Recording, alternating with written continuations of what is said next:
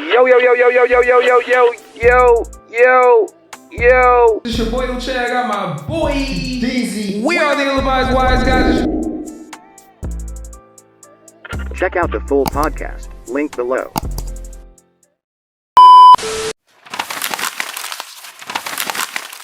Yo, yo, yo, yo, yo, yo, yo, yo, yo, yo, yo, yo, yo, yo, yo, yo. We are the Ill-Advised Wise Guys. It's your boy Uche. I got my boy who's not here, actually. But this is still the Ill-Advised Wise Guys podcast. You see what I did there? Thank you guys for pulling up on us once again. You know, I appreciate y'all, man. Shout out to everybody out there who checked out our last episode. Y'all really had a lot to say about our topic. So salute to everybody out there who pulled up into the YouTube comments, into the Instagram comments, into every comment out there and showed us love or hate. You know how y'all do.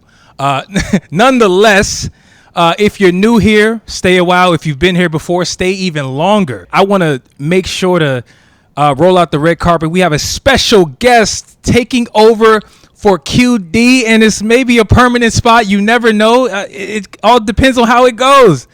Salute to Kristen Ayanah. Say what's up. Hi, everybody. Thanks so much for having me on. I'm super duper excited. And again, I'm happy to be here. But thank you for joining the episode, for sure.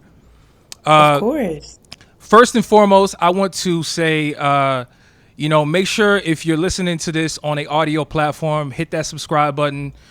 Stay to the end of the episode. If you're watching this on YouTube, hit that like button, hit that subscribe button. Get us to 600 subscribers. We're almost there. Salute to everybody out there who hit that subscribe button. It doesn't go unnoticed. But on to some church announcements. You know how we do it. Ain't Sunday, but it's, this is what we do on the episode/podcast. Y'all make sure to get over to Spotify, type in 0 Skips, one word. It's our playlist that we have. It features a lot of up and coming artists that you guys have maybe never heard of, but you definitely should. So y'all make sure to get over there. Link in the description for the playlist. And also, if you'd like to be on the playlist, if you're an artist or a friend of an artist, make sure to hit our email 0skips@illadvisedwiseguys.com or DM us on Instagram and get in contact with us. But on to the topics. This is what we're talking about on the episode. First, we're going to get to know Kristen Ayanah a little bit more. Really dope up and coming creator. I'm really interested to really get y'all to know her background and myself as well. But after that, we're going to get into this whole sped up era. There's an era going on, guys. It's kind of annoying for some. It's maybe exciting to maybe some others. But there's been a lot of songs that have been getting sped up. It's a real TikTok wave going on. We're going to get into a discussion as to whether or not this is a trend that's here to stay, whether it's a trend that's about to be done, and also what it's doing to the rest of the music industry. Is our original songs getting diluted? We're going to get down to the nitty gritty. After that, we're going to talk about women in rap / hip hop. Is there too much competition? We've seen Lotto taking shots at potential shots at Coi Leray. We've seen Nicki taking shots at Meg Thee Stallion. We've seen a lot of chippiness going on. That's what I'm going to call it. We're going to get into, is that actually doing, I would say, a disservice to the women in music in general? Is that type of distraction something that's helping or hurting the women? I'm glad we have a woman here on this episode to actually talk about this. Listen, y'all can get off our back now. We pulled up. I know this is post Women's Month, but it is what it is. We pulled up in the clutch. Right. Shout out to Kristen. But first, let's get into your background, Kristen. So first and foremost, how you doing this evening / afternoon? I'm good, feeling good, living better. I hear that. Living better as in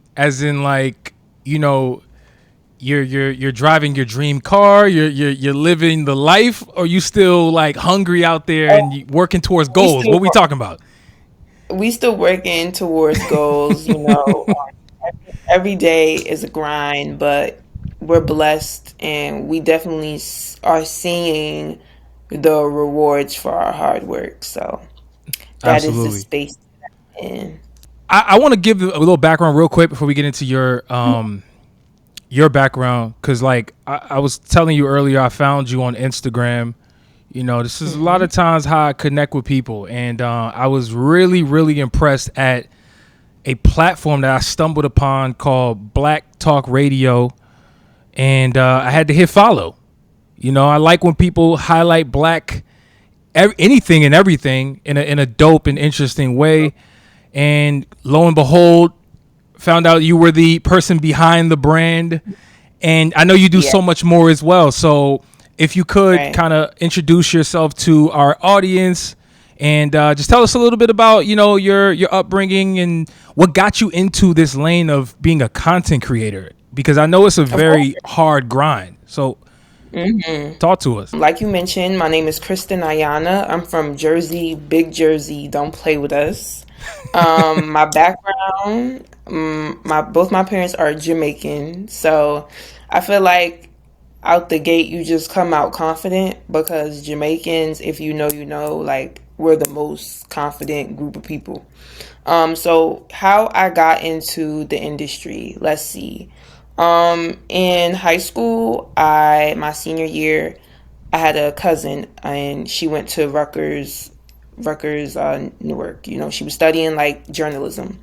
At the time, she was a part of a radio show on that college station called Island Mix Radio. And basically, what that show was about was just the experience of college kids, but from like the POV of being Caribbean, right? So like for a lot of guests that we had, or a lot of the hosts, like they were like first generation, going to college, and just like different things about the culture that we would discuss. So I started doing that. I really loved it. Shout out to everyone on that show. And this was my senior year of high school, like I mentioned. So then I went on to college, and the college that I chose it because number one, they gave me the most money, but number two, they had a radio station. So I knew out the gate, like I wanted to have my own radio show when I got to college. And the college I went to was called Drew University. It's a small liberal arts college in Jersey. Okay. So it's a PWI, so predominantly white institution. So I get to college now and I want to start my show. Nervous, still trying to come up with a name, still trying to decide what I'm going to talk about. But I landed with Black Talk Radio. And I graduated college 2021. So I've had my show for like a minute now. 6 years actually. So I start my show and I start off with a co-host, like one of my friends.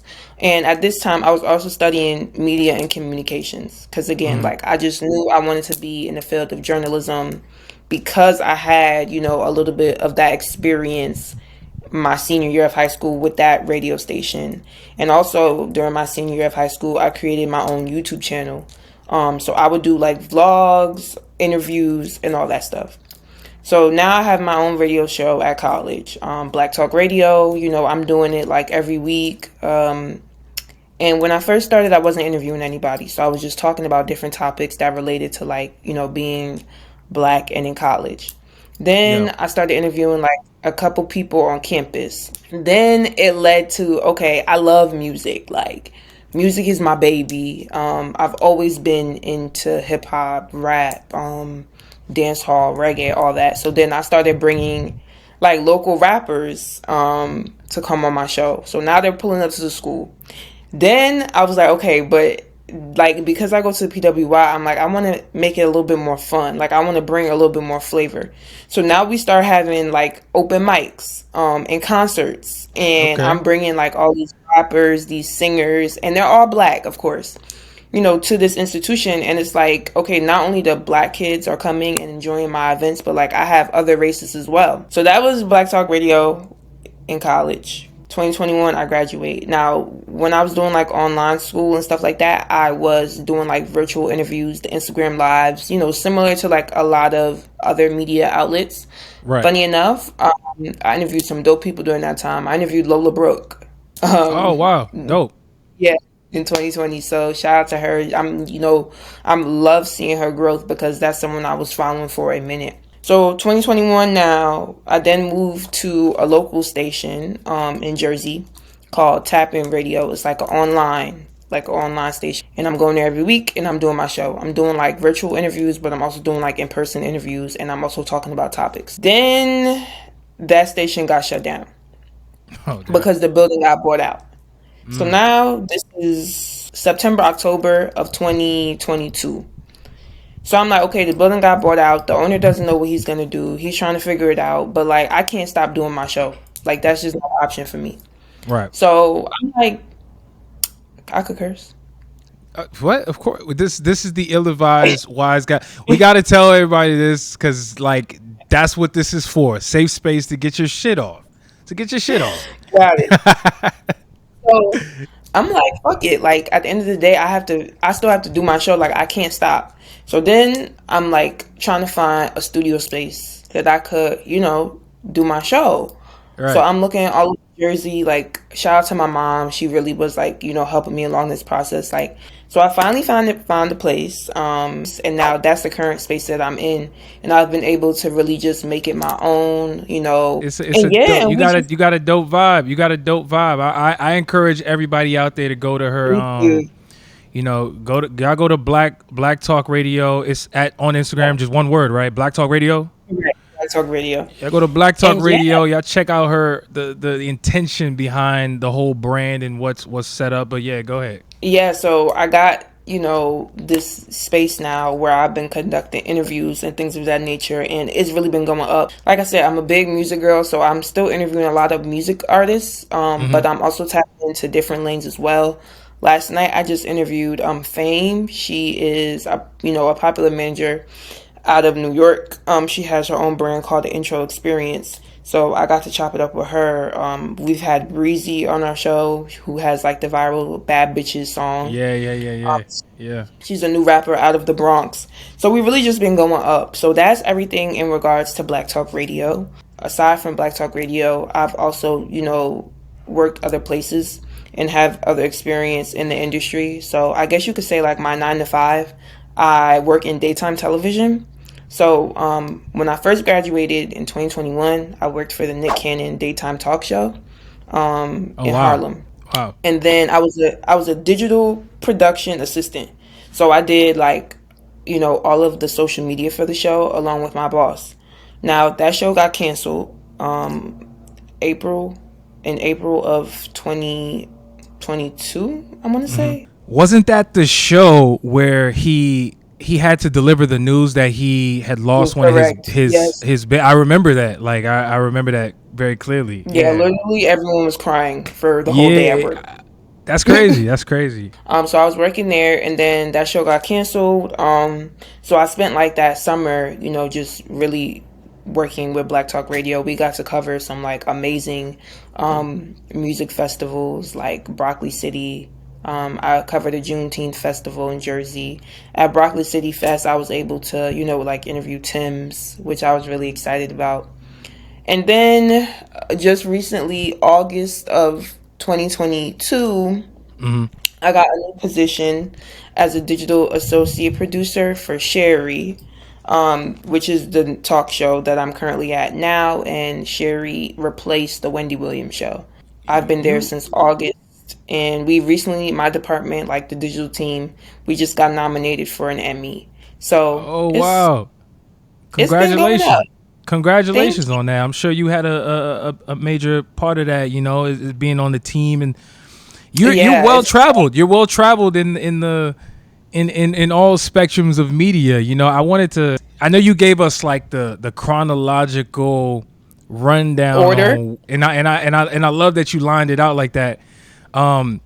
But I think for some people listening, that might sound like, it was easy. I know you didn't allude to it being easy, but like, I want to talk about like the grind. Like, I want to talk about like the things that actually happen in between you getting this gig to the next gig, and also what keeps you motivated. Cause I know a lot of times, like, a lot of people have, especially these days, right? Like a lot of people have dreams to be a digital creator, content creator, whatever that even means. People just want to be viral and TikTok famous.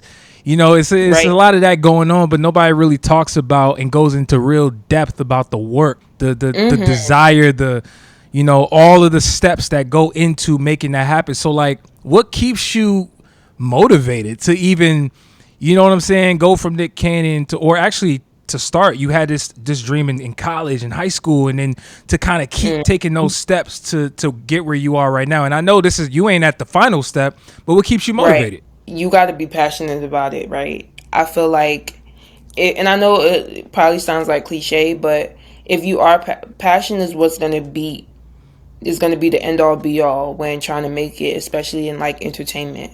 I remember in college, like I did a semester in 2020. I did a semester in LA, and I was interning for Power 106 FM. So that's like the top, hip hop station, dream internship. And Yeah. I was interning at AfterBuzz TV, but both internships were unpaid, and I would take classes at night. So it's like I was working 5 days a week for free and taking classes at night, and I couldn't even get like a regular job. So you can understand what I'm about to say when I was broke. BRO. You gotta spell it Now, out for us, yo. They know how to spell broke. Like, come on now. Especially the broke people, they know exactly how to spell broke. Trust me. so it's like, but what I will say, and I know everyone's situation is different. I'm very grateful for my family, my support system. I have people, in my family that would send me money and Fire. believed in me and believed in my dreams to help me during those times. But what keeps me motivated is just this is what I wanted. Like I'm a Sag. I'm a little bit into astrology, and I think because I'm a Sagittarius, it's like once we say we're gonna do something, we just gonna do it. Like I have tunnel vision. I knew, okay, I'm gonna go to college. I'm gonna study this. I'm an intern. That's gonna get me to Yep. where I need to go. And it's crazy to me because I feel like I haven't even touched the surface. Honestly, like I'm really just getting started. I'm gonna echo that I for you. I'm gonna echo that for you. I see it. I see it for you. I see what you're doing. You know, you have a lot of intangible qualities clearly that allow you to kind of like, get to where you at right now, but allow you to keep ascending. Like, and we gonna get to it too, because I'm not quite gonna call you Carmen San Diego, like you all around the world quite, but like we gonna have to maybe get to that because you at every festival. I see it, especially the ones over there in the New York area, you know. yeah. I would assume there's a lot of networking going on at those types of events. Oh yeah, And for this is sure. what the people who are trying to do what you do, they don't really see that part. They don't really hear about that part.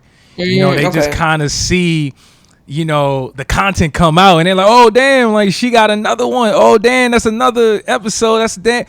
But they don't see the behind the scenes work that you do and even I do, and what the people who are creating Yeah. they don't really see that. But that arguably is probably the most important part to kind of keep Oh going. yeah. And what keeps you you got a lot of miles on you, yo. You not in that way, but you know what I mean, like as far as Right. going around and talking to people, kissing babies and shaking hands. I feel like you're doing that a lot. You running for office or something? Like, is that what we doing? But to answer your question and just to talk about networking, I'm just gonna lead with be nice and be genuine.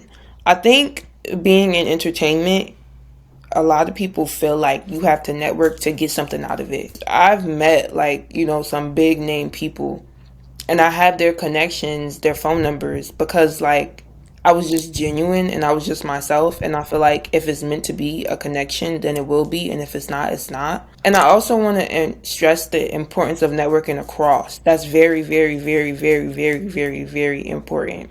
I've had people I've met in college that, were just in college like me and like now they work at like one of my closest friends, like she works at Atlantic, one of the like biggest labels for hip hop and rap. That's a great quote unquote networking connection. But I met her in college when we studied abroad together, and like we just became friends. Like, yeah, we both like media, but that wasn't like the sole purpose of our relationship. Like, be yourself, and I think the connections that you make and also how you approach people is very important. Even if like I'm gonna say from like a journalist perspective because that's really like my main field. Yeah. Even when it comes to like reaching out to people for like interviews and stuff, come correct. I would say reach out and say first hello, because a lot of people don't do that. Let's start there. Let's Okay. let's Okay. read. Okay. Um, Yeah. you know, whether you're inquiring about a music artist or content creator, show that you've done the work to actually understand their content or understand Right. their music. So don't make your pitch super general. Like let's show that, okay, like I really been following you or whatever the case may be, and just don't be overbearing. Like there's, and I think a lot of people also don't know this. There's a lot of times I've reached out to people to do interviews and I was told no, or I didn't get a response at all. But that's just the name of the game, right? You just have to keep going. There's been times I've interviewed people when they were at a certain level and they've gotten higher up, and then they didn't want to do an interview. So Mm-hmm. it's just like, don't feel entitled, and just know, like, when it's your time, it's your time. You giving game to the people. We experience that a lot. The whether it's the responses and from the managers, the no Right. responses, when you're on this journey, that's what you're gonna go through that. So it is what it is. It's one of those things where that's the game. The game is the game. It is, You and know. to be honest, I've also had an experience where, like, maybe I've sent the email to a person's team and they never responded, but then I seen them at an event, and I've connected with them, and I said, and they had their talent, their artist with them, and I was like, hey, can I just do like a quick interview? And they were like, oh yeah, sure, no problem. Because you also got to remember too, being in entertainment, being in the industry, is that everyone for a lot of times is overwhelmed and really busy. Of course. So, like, Of course. just because somebody doesn't respond to your email, also don't take it too personal.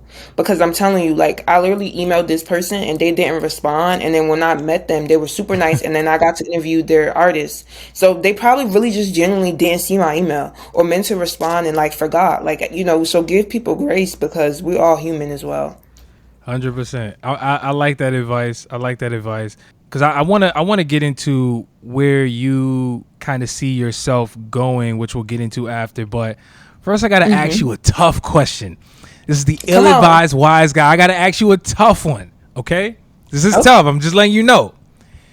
I'm ready. With your brand being called Black Talk Radio, do you ever feel like you are blocking your blessings when it comes to who you work with? Like, has that like focused view on obviously uplifting black people, has that kind of in a weird way worked against you in a sense? Do you feel that way, or is it just I don't really care, I got tunnel vision, I'm trying to highlight black people? Like, what are your thoughts on that? Honestly, I don't really care.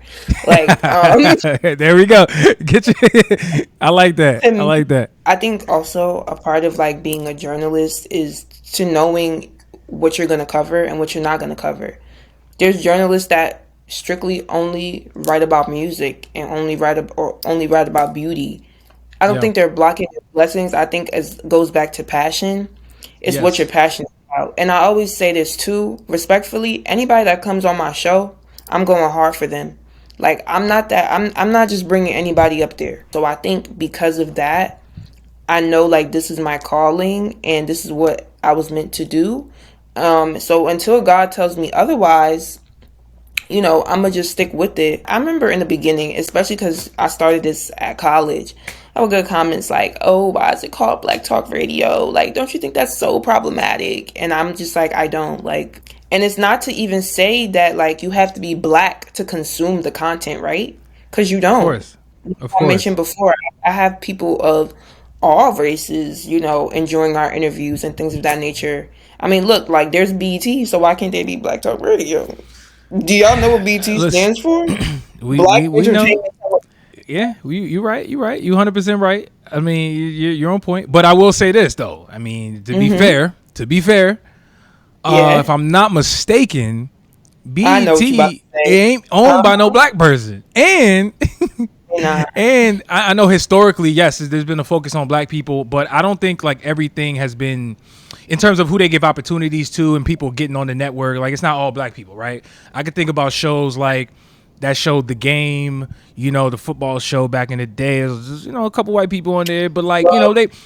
But now, like what I'm saying is like there's talent that is not black and it's still on the network. So I was just curious, what And you thought about that. And I'm open to that as well, but it just has to make sense to me and make sense Yeah. to my audience. I would bring, a person that's not black on my show if, I felt like they were impactful in our culture. Like, for example, one of, someone I really look up to, like, just wholeheartedly, and I got to meet her a couple months ago, Angie Martinez. She's not Oh black. wow. Yeah. But the thing is, like, what she has done for black culture and, how she has moved within the hip hop industry is like, to me, that's someone, if given the opportunity, I would bring on my show because, like, when I say Black Talk Radio, our headline is also Black Culture, Black News, and Black Entertainment.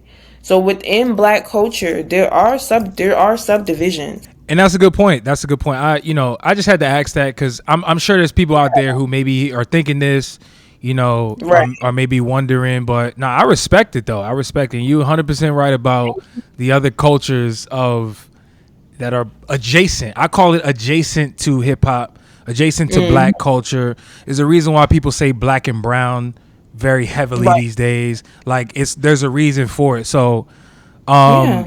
yeah, no, that's dope. That's dope. And but so with that being said, obviously you have a platform, Black Talk Radio. You talked about the fact that you now have a studio. You get people coming up there. You interview them. You talked about the fact that you on the Sherry Shepherd show from a 9 to 5 standpoint. You getting nominated. At least your team is getting nominated for the contributions for Emmys, and it may be too early. And I'm not about to sit here and ask you your 5-year plan because it ain't that deep. But I do want to kind of know, like, yo, where do you see this going? I really want Black Talk Radio to continue growing, and I want us to be able to grow digitally where we're reaching a wider audience. So that's like really something I'm focusing on now. And I think once, we're able to reach a wider audience and just really get that necessary growth, that we can be, collaborating with a bigger network to do bigger broadcasts. So really just going and expanding my brand is really my goal for myself. And I really want to get to the point where, like, that's all I could focus on is Black Talk Radio. That's my goal. I'm glad you you have bigger aspirations because I feel like you keep working and you keep doubling and tripling down on what you're already doing. I mean, honestly, it's the inevitable. I feel like you got the passion. I feel like you got the you have the desire, and I think that's where it starts. But most importantly, it seems like you work extremely hard. Sometimes it almost appears you don't sleep, like I mentioned before, but that's actually a good thing. You got to work so hard to the point where people don't think you sleep. I think that there's something to like people not thinking you sleep. That means you working hard. Like it really does. Okay, I'll take that as a compliment. But what I will say is I do sleep. I do believe in rest because if you don't let your body rest, if you don't give yourself space, it will show in your work. If you're constantly working and cranking out content as a creative, you don't have time to sit back on it and let it breathe. And Yeah. you're not thinking in a creative way. So I think sleep and rest is good for that, but also just for your body. And if you keep going, and don't take a break, then your body's going to force you to take a break. And by the time your body forces you to take a break, it might be too late. So my mother always says, prevention is better than cure. So with that being Yo. said, make sure y'all get that rest. Facts. I feel like everybody's mom said that. Shout out to all the moms out there. Yo, matter of fact, Right. Mother's Day is coming up, but salute to you. Now, you ready to get into some topics? I am. Let's get it going. Next topic. Has the sped up era of music almost diluted what's happening right now? I feel like we're at a very interesting era of music where it almost feels like we've become slaves of TikTok. Everyone has to somehow succumb to the TikTok drug. TikTok has become a drug, guys. Like whatever TikTok says, artists, fans, labels, everybody got to comply. I'm sorry. I'm here to possibly take a stand on this because I ain't going to say this shit got to stop. I'm just saying we got to really question how influential a particular era of music is and what it's actually doing to, the original songs. I bring this up because recently Miguel, I know you guys all remember Miguel, the all I want is you, everybody knows Miguel's Short Thing. Right. Who doesn't love Miguel? Miguel got like a couple classic songs that like you better know, or Right. we taking your black card. Not you, because you Period. Black Talk Radio. We ain't talking about you. You know who Miguel is. We talking about the other people, all right? But like Miguel recently had a song, his Sure Thing song re-entered the Billboard Top 100. This obviously happened over 10 years after the song originally dropped. And a lot of people are curious as to why that happened. But if you really look into the details, this is due to TikTok. And the reason why it's due to TikTok is because of the new wave that really has been introduced, I would say, at the start of 2023. And it's this whole sped up movement. It literally is a movement of songs that are just simply pitched up and chipmunked out, right? Like think about your Alvin and the Chipmunks. Your favorite artist is sounding like Alvin and the Chipmunks, and the song is high pitched, right? And it's because a lot of users on TikTok are demanding this for content's sake. They want these sounds in the back of their videos. They want these sounds while they at their lunch room in college or in high school, and this is what they want. And so my question, to you, Kristen, is do you see this wave of music continuing? And then also, secondly, what is this doing to music? Are we diluting the original songs themselves? Like, you know what I'm saying? Like, is it a good thing or is it a bad thing? What are your thoughts on it? I have a bunch of thoughts on this. So what I will say, I'm gonna start with TikTok and music. I'm gonna just start there first. TikTok is a really big platform, and I think it has pros and cons for artists. I had a manager on my show last night, and we just had a talk about TikTok. She literally told me, like, if you're getting signed to a label today, right now, you gotta do 3 TikToks every day, and they're not playing with you. Like, that's your homework. Like, get up there, figure it out, and you gotta do 3 TikToks a day. So TikTok, especially in the music industry, has become like at the top. I went to an event about a month ago at Google, and the VP of Columbia Records was there, and she spoke, and she mentioned how, but the issue with TikTok is that it's not translating. So your song could be viral on TikTok, and it's the most used sound or whatever the case may be, but people don't know who you are. And they also not stopping to go to Spotify, Apple Music to listen to the full song. So the translation from the app to what really matters as an artist can get lost. So that's the issue with that. But in the same vein, if you want to be, you kind of got to be in it to win it, right? It's like a lottery. Also, the TikTok algorithm is something that is still very hard for a lot of people to study and understand, including myself. Yeah. So it's like, it's 50-50. Like, you could upload your song to TikTok and it goes viral, and then it doesn't translate and nobody knows who you are and nobody listens to it on DSPs. Or you can upload it and it goes viral and they do listen and it does translate and it does do well on DSPs. So it's a 50-50 game. And I think another thing with TikTok is every time you post, you're automatically getting shown to new people, versus other social platforms like Twitter and Instagram, where for the most part, the people that are seeing your content are people that already follow you. So if I'm an artist and I want to gain new listeners, fuck it, I might have to go up there and make them 3 TikToks a day. Yeah, real talk. Yeah. So that's just my viewpoint on TikTok and music. Now, as far as TikTok and the sped up versions of songs, I'm going back to my point of it not translating, because there's been times where people have listened to the sped up version on TikTok and that's the only version they know, and they go to DSPs and it's not there. Well, guess what? I don't care because it's not that version and I don't want to hear it. This is also why but the good thing is we also see a lot of artists now literally uploading the sped up version on DSPs so that they can get those streams and that fans could listen to it. Do I think it messes up the art of music?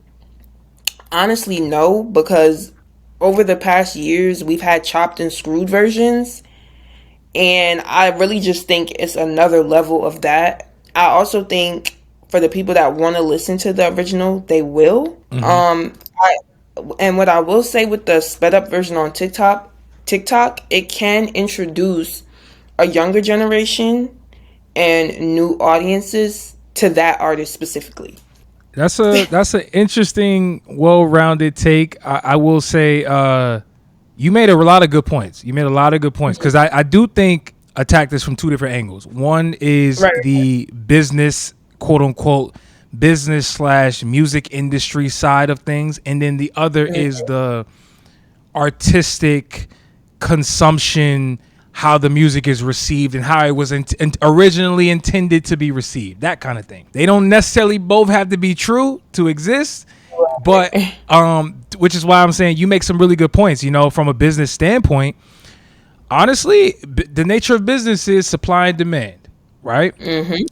If users are on TikTok, which we know is the driving factor of artists these days and the one that's really moving the needle for a lot of brands and artists, if the users are requesting, because I'm telling you, like, the users on TikTok are demanding artists put out sped up versions of their song. It ain't even negotiable. They holding artists hostage at this point, and that's what led to the labels having to release official sped up songs.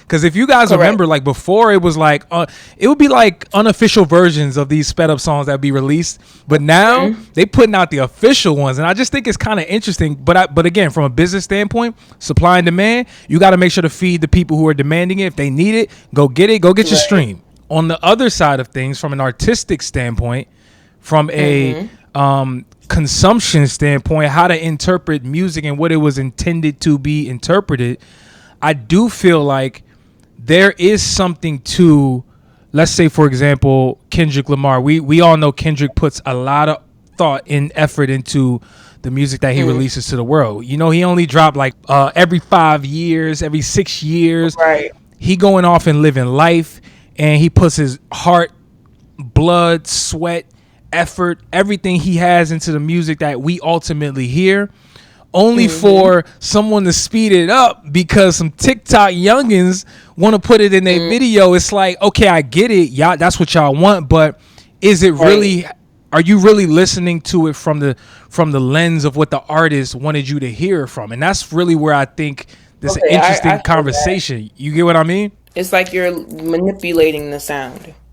You're manipulating the sound, and which, by the way, you brought up another good point. Chopped and screwed. That's what was happening then. So I'm not saying there isn't a market for it. Clearly, if people want to listen to sped up music, go for it. If that's your thing, do your thing. Like, I just think it's kind of interesting that, like, it's become damn near mandatory for artists to put out sped up versions of their music, and I think that is where the slippery slope is. Before, it was like, all right, this is unofficial. There's a segment of people who maybe want to hear high pitch BPMs that's way up there. Great. A lot of people like EDM music. I know you from Jersey, and y'all listen to a lot of like sped up Jersey music Club as well, right? Jersey Club. It's funny because I know Lil Uzi is from Philly, but there's a lot of like interesting dynamics between Philly and Jersey, and I personally, I mean, all respect to Uzi. Personally, I would have expected a song like "Just Wanna Rock" to come from somebody who's probably from Jersey, but neither here nor there. Everybody can take their influence and inspirations how they want to do it. But it's funny, Uzi came out with "Just Wanna Rock." I don't think it's a coincidence, right, that people seem to be really craving sped up music these days. And it's not, I mean, you think about it, like music. Sped up music, it's like nobody really want to hear slowed down. It's like we want to move, and it's no coincidence that Beyonce dropped Beyonce dropped an album. Drake dropped an album. A lot of these beats is sped up. It seems like that's what people want.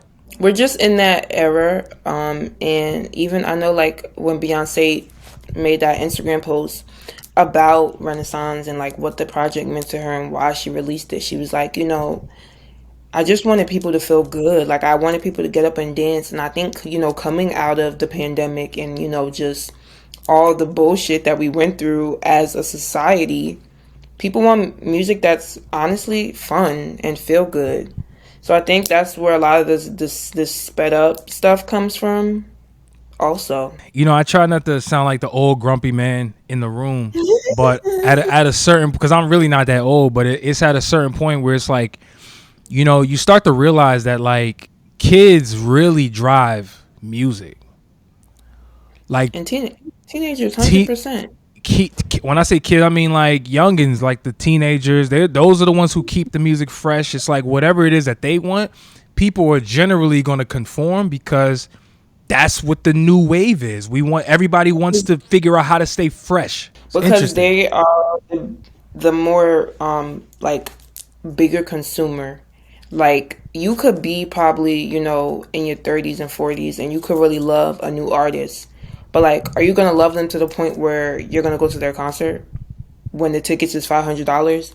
Versus a teenager, the way teenagers, like, consume content is a little bit more, for lack of a better word, a little bit more obsessive. So they're going to find that $500 to go to that concert. Versus a grown-ass adult might be like, okay, I like you, but, girl, I don't like you that much. Like, I got real bills. So we're also in that era as well. Because I even remember when I was young, in middle school and like high school, like I loved Nicki Minaj. Like, Nicki Minaj literally follows me on Twitter because I was a Barb, like die hard. Wow. So it's like at that age is where, for artists and for that age group, is where you're going to get your quote unquote stands, your diehards. So it's also why people try to appeal to that group. Damn, you're a Barb? Y'all are insane, yo. So you're a reformed Barb. Is that what it is? Past life. Past life. Thank you. Yo, you traded in your badge. You traded in your Barb badge. Yeah, yo, did you get your pension? Did you get your Barb pension? Like you retired? I'm retired. Yeah, I'm retired. I will say this because you're right about the consumption aspect. Like the youngins really are the people who stream the music. But I gotta disagree a little bit because I don't feel like the kids are the ones who really spending the money.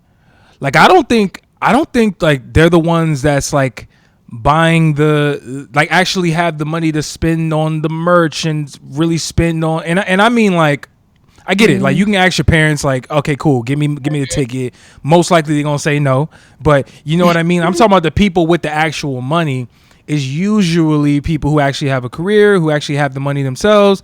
I don't know if artists should be thinking about relying on getting support financially from, the demographic of fans who are kids. Like, is that really sustainable? Like, I don't even know if that's really a thing. 50, it's like, again, back to my 50-50. Like, it could work, but it could not work. I honestly personally think like the sweet spot for artists, if they are new and trying to get like that, support, is like people in their 20s, 30s, because like these are the people, like, again, I bought Drake tickets. I love Drake, right? I'm 24. I didn't pay. I paid $200. I got lucky. Don't ask me how. My friend did it for me when I was at work. I got good seats. We praise God. But again, I know a lot of my friends who are around my age, they paid higher prices, like the 500 and up. So I think, to your point as well, like relying on kids does get tricky because they're fucking kids at the end of the day. And that's what I'm saying. It's like, are they really so when artists, to kind of like close out the topic, so when artists are putting out songs that are sped up, trying to feed a group of fans who are likely kids, or a majority of them are kids, it's like, all right, y'all gonna get the streams, but like to your earlier point, are those songs on TikTok truly converting? you just capitalizing on this wave, but this wave is going to be gone. And that's where I'm asking that question. It's like, yo, how long will this sped up wave of music even last? Because personally, I feel like it's going to die out like by the end of the year. I don't think it's going to last. Just like a lot of these trends and phases, I'm not saying it's going to go away totally. I think it won't last either. I don't see it being as popular. Yeah, like it's the thing for right now, but I don't see it being like this sustainable thing that, for example, if you're an up and coming artist, yeah, you might want to put out a sped up song just because that's what the people are doing. But like, I don't know if you should feel threatened that you're going to need to continue to do this for the rest of your career. I guess that's what I'm really getting at. I don't know. Okay, yeah. I feel that. What do you guys think? Because sped up music is what it is. I mean, Kim Petras just dropped a song with Nicki Minaj. Yo, the people on TikTok were going crazy. They were like, yo, I thought you was dropping the sped up song. What happened? They ended up releasing about 4 different versions of the same song. I think it's called Alone. I don't know. What do you guys think? Drop them thoughts in the comments. Make sure to engage with us on social media when we put these clips out. Let's move on to the next topic. Are women too competitive? Yeah, listen, I told you right now, I'm excited to have a woman in the building because, like, at a certain point, it kind of gets exhausting, talking about women's business without a woman in the room. And I would assume women feel the same way about men's business. I'm going to make the assumption. I don't know. However, I noticed mainly in rap, but in music in particular, a lot of women seem to be threatened by the existence of other women. And it's like, I get it. Like, competition is the name of the game when it comes to hip hop in general. Hip hop was built on competition. Battle rap, like dudes going back and forth. We know the MC, it's a showmanship that goes with being a rapper in general. So I'm not saying competition shouldn't be there. I believe it should exist. In terms of like how women are, I would say, damn near getting distracted by the BS. I'm thinking about recent situations like Lotto dissing Coil Ray. Allegedly, they fought. Who knows? I'm not into it. I don't even really know if this is a thing. I just know what I heard. Nicki Minaj dissing Meg Thee Stallion. You heard about that, right? Yeah, I did. I heard about it. There's a lot of just what I would call it cattiness among the top when it comes to female rap. And I'm curious, I'm going to kick this to our resident insider on female rap, Kristen Ayanah. Why are y'all so petty? I'm going to be honest, and I really don't think the girls are petty. I think the fans are petty. Let's start with the fans. Like, I'm gonna talk about Nicki and I'm gonna talk about Megan Thee Stallion, or we could talk about Nicki and we could talk about Little Kim. We could talk about Nicki or we could talk about Remy Ma. But what the issue is that, we have these artists and they are in the public eye, and social media is like corrupt. Like, the fans are crazy. Like, they like drama. Stan culture is really intense, and the fans will literally brainwash the artists to believe certain things, and then beef has then begun. But what I will say, I actually think female rap is like taking a turn. Like, Nicki has had problems with multiple people, and that's just gonna be like a thing. Like, it is what it is. She's the common denominator, and I'm not even gonna get into the weeds of that. But what I will say, yo, don't listen.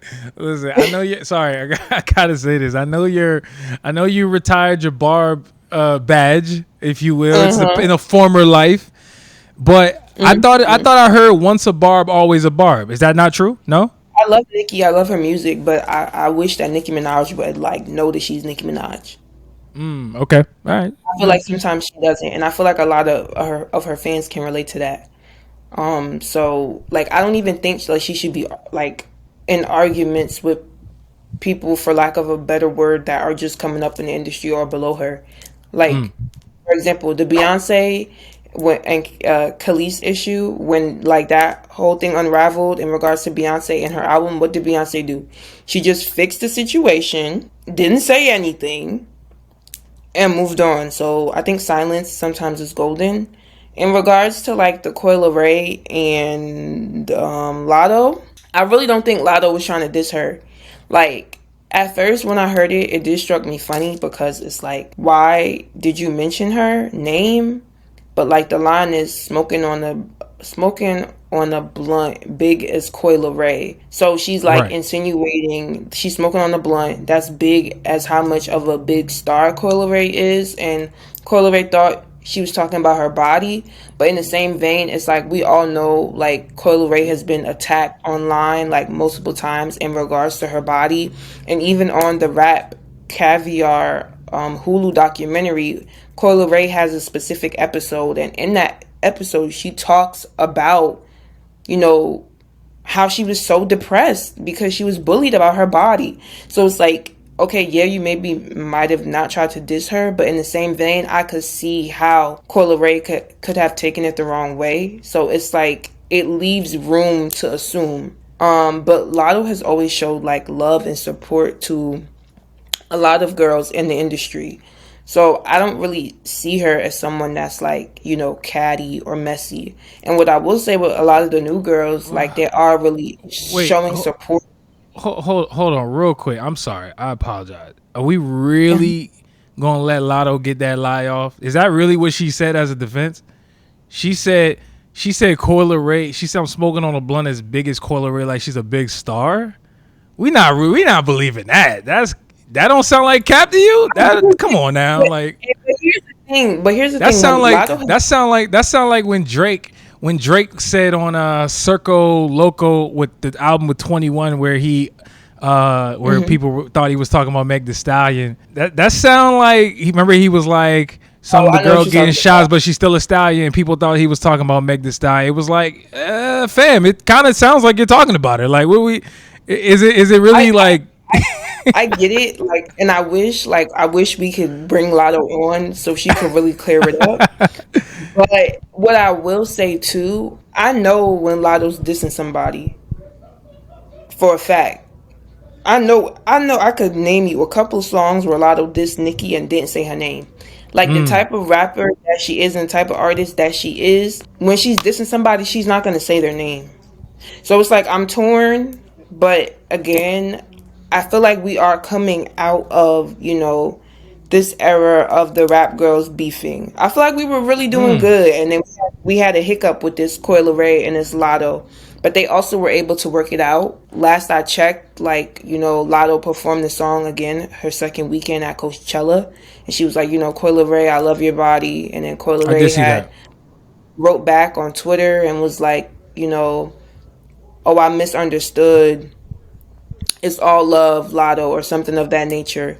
So I think we are coming out of that space. And if you look at like all the other rap girls, like the Lola Brooks, City Girls, Lotto, Breezy, Callie, like I'm seeing like a lot of the girls collaborating together and like bringing each other up. Like Lotto just had Lola Brooke on her radio show.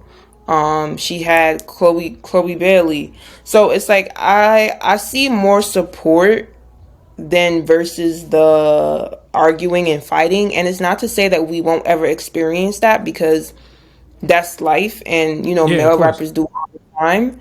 But I do think for women it's really heightened. Like when there is drama versus when there's drama with men is not the same level. Like people like online really like tug and pull at it to make it bigger than what it actually is. No, that's real. That's real. I like what you said there. I'm glad you ended on that, because you're right. Like I do think the fans, you know, speaking of, you know, the Barbs, and speaking of stan culture, you know, there's that show on I believe, was it Hulu? I can't remember. It's a show called Amazon Prime, Sworn. there you go. Thank you. I knew you knew what I was talking about. But there's that show, which, and I haven't seen it, but I'm familiar with what it's about, where it kind of highlights this idea of stan culture and how, you know, it can be detrimental to a lot of people Correct. in the real world, right? Nobody really, everybody thinks everything exists online, but it's like, yo, there's real implications with blindly supporting somebody. You cause a lot of drama. It can also, like you said, impact how these rappers think they should move, and they may diss somebody unnecessarily. It can cause issues. So I'm not trying to blame fans fully. I do think people should be accountable. Rappers should be accountable for their own actions. I think everybody shares some blame. But what I will say is this: you're right about the fact that like it's interesting about like the state of women rap right now, because I do think it's in a great place. I think it's in an amazing place, actually. I think like we seeing new rappers come up every day at this point. It's kind of interesting and impressive at this point. But what I hope, and I don't know if we're gonna get there soon, but I think it's gonna happen. I just don't know when.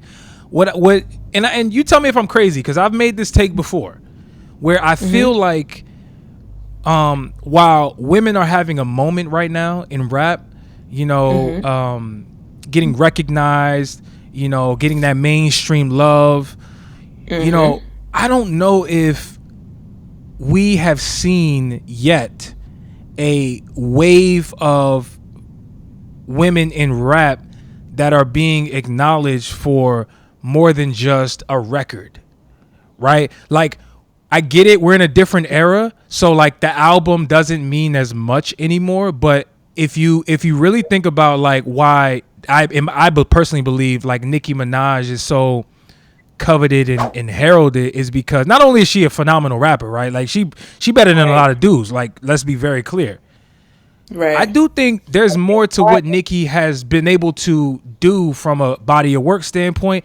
And I don't know. I'm just not really seeing that from the women. And I feel like that's the next step for women. It's like, all right, you got the record, everybody rocks with you, but it's like, yo, where is the ability for the dudes to come here and really get behind and say, nah, but like, it's more than just a record. It's more than just her look.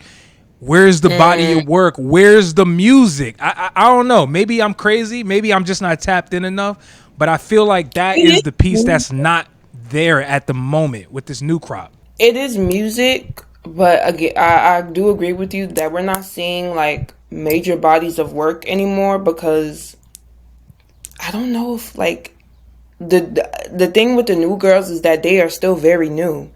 Like out of all the new girls that I could think of from the top of my head, like Lakia, for example, she signed to QC. She's released like projects and EPs, but I don't think she's released her debut album yet. You know, Lola Brooke, I know she just signed to Arista a couple months back, but she's also still very new. Like, she hasn't released a project or an EP yet. So I think a lot of the new girls are getting accustomed. Ice Spice, you know, Met Gala, she hasn't released a project yet. But again, like, I think another issue we're seeing too with a lot of the new girls and just artists in general is they're getting thrown into the industry. And this is a conversation I had with Fame, who I interviewed yesterday, who's an artist manager. Artist development is lacking. And when you're lacking artist development, you're not going to be ready to put out a project. A project is a full body of work, and you also have to experience certain things to get these certain songs together and make this masterpiece of a project. Another issue back to even TikTok, is that you could upload a song, now you viral, and now you have all these people coming at you at once to sign you. You sign, and then this is your new life, right? But you never got any time to process your old life. I know stories of artists that were on house arrest, made a little song, uploaded it, went viral, literally had all the labels coming at them at once. So I also know artists that are signing for 10,000 bands. Like, it's really nasty out here. So it's just like, I feel like until we get some more like structure, is then the projects can roll out, because the girls are still just trying to figure it out. I respect that too, you know, and I understand where you're coming from. We talked about that on this show a lot, actually, which is this artist development where it's not there. And this ain't just about the women, it's about just in general. Like, artist development, it's not really a thing anymore. You feel me? And so I think it kind of it's hurting the development of artists ultimately, which is hurting the music. And so the other thing I was saying, I guess the last thing I'm gonna say on this is like, Again, I'm so glad I got a woman on the show, man. Like I've been trying to get this off. I've been like, damn, who can I talk to? Like I can't talk to a dude about this. Cause like, okay, think about it like this. Recently, we saw a huge increase in the interest and I'll say popularity in women's basketball with LSU. what's LSU, but what's her name? Reese, the girl who was beefing with the other white girl from Iowa, and it became this national story, and it got a lot of people interested, and it was well documented that final game, that championship game in women's basketball it broke records. Like it beat out the men's game. Like it became a thing where now people from all backgrounds, whether you're a man, woman, boy, girl, whatever the case may be, are interested in women's basketball. And I feel like that is on the horizon for female rap, where it's like, I don't think it has happened yet. And I think it's there. I think we're all paying attention, but I'm talking about like that next step to where we start saying, all right, damn, like they are equally as important. And of course you guys are. Like I love a lot of female rappers and whatnot, but I'm just talking about like when I think about artists like, for example, Glorilla, I think about artists like even Lotto. I think about artists like Nicki Minaj. There's a couple that come to mind that to me, I think defy the gender gap, where a lot of dudes rock with them too. It's not just the women, right? And I think that like it's interesting because I haven't quite put my finger on what makes the masses rock with the women as opposed to just the women supporting them publicly. And I feel, but if I were to guess, I think it has to do with like the approach to music, like the songwriting, like what they're talking about in the records that get people that are not just the females rocking with the music. I think it has a lot to do about that. I mean, what do you think? What do you think about that? Like, is the songwriting that important to getting more than just the women behind the music? I think it's the songwriting. I think how it's being delivered. Like a lot of men love Lola Brooke because she's New York. Like she's Brooklyn. She's raw. She's real. She's not watering herself down, and she's always been that way. Even when I interviewed her 2 years ago, she was like, coming up in the industry, I had people that would tell me like change my voice and not be so rough. But she was like, this is just who I am, like, and I'm not gonna change that. Now, if you go to her like catalog, you will see like in the beginning she did try to change her voice, but she reverted back to who she really is. And I just think, the men could fuck with it. Don't play with it. Don't play with it. Don't play with it. Like they like that. They like that because it's like they can relate. Yo, don't play with it. Like she's real. She's raw. Yeah. Well, I'll be paying attention to a lot of these women out here. I think a lot of them got talent. They're getting that shine, but there's more. I think work and a lot more that's coming through the door. That we'll see how this unfolds. For sure. But I just wish, at the top they can get it together because, I do think those collaborations is kind of, or the lack thereof of a lot of these bigger collaborations is probably, doing more damage than good, if I'm being real. Yo, Kristen, this has been amazing. Give the people your socials. Where can they find you at? And talk to them. First, I just want to thank y'all for having me. It was super dope. I had a grand old time. My Instagram and Twitter and all my social platforms is Kristen Ayanah, Kristen Ayanah. You can follow Black Talk Radio on Instagram. Our YouTube is Black Talk Radio, Spotify, Apple Podcasts, iHeart, anywhere you get your podcasts, we're up there. That's me in a nutshell. There you have it, guys. Y'all make sure to get over there, follow her, tap in everything she got going on. If you've made it this far, hit that subscribe button. Don't play with it. Just go ahead and do your thing. We know you want to do it. It's cool. And make sure to leave us a comment. How'd you like the episode? What would you like us to talk about in the next episode? Shout out to my boy QD, man. He gonna be on the next one. You missed out on a great episode, but he's here in spirit. As always, if you're giving advice, just make sure it's ill. Bow.